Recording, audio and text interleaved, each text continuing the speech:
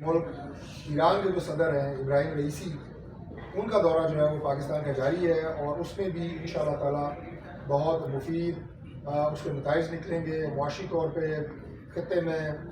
جو اس وقت سیاسی صورتحال ہے اس حوالے سے جو معاہدے کیے جائیں گے وہ بھی پاکستان کے لیے اور ایران کے لیے بہت خوشائند ہوں گے۔ اس کے علاوہ بھی اعلیٰ سطحی دورے مزید ممالک کے ان کا بھی مستقبل قریب میں انشاءاللہ تعالی آپ دیکھیں گے کہ وہ بھی پاکستان میں ہوں گے۔ جہاں یہ نتائج جس کا میں نے ذکر کیا ضمنی الیکشن کے، وہ میاں محمد شہباز شریف صاحب وزیر اعظم پاکستان کی جو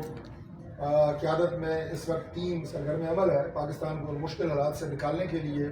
جن کی معاشی پالیسیوں کا میں نے ذکر کیا اور دیگر ان اقدامات کا ذکر کیا، اور قوم اس بات سے بالکل باخبر ہے کہ کن مشکل حالات میں پاکستان مسلم لیگ نون نے مرکز میں اور پنجاب میں یہ حکومت سنبھالی، اور اس کے بعد شہباز شریف صاحب نے جس طرح یہ ٹیم تشکیل دی، اور بڑا ابھی مختصر وقت ہو چکا ہے، ابھی چند دن ہوئے ہیں صرف، جس میں آپ کا جو پارلیمان کی تکمیل ہوئی ہے سینٹ کے الیکشن کے حوالے سے، اس کے بعد چیئرمین سینٹ کا انتخاب ہوا،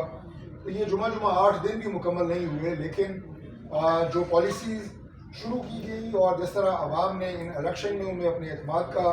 محبت کا اظہار کیا، وہ ہمارے لیے اور پرائم منسٹر کے لیے اور پوری ٹیم کے لیے بہت زیادہ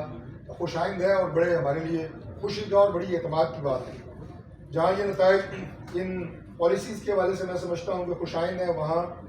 قائد پاکستان مسلم لیگ نون سابق وزیر اعظم میاں محمد نواز شریف صاحب کے ساتھ بھی عوام کی جو ایک لازوال محبت ہے اور ان کی قیادت کے بھی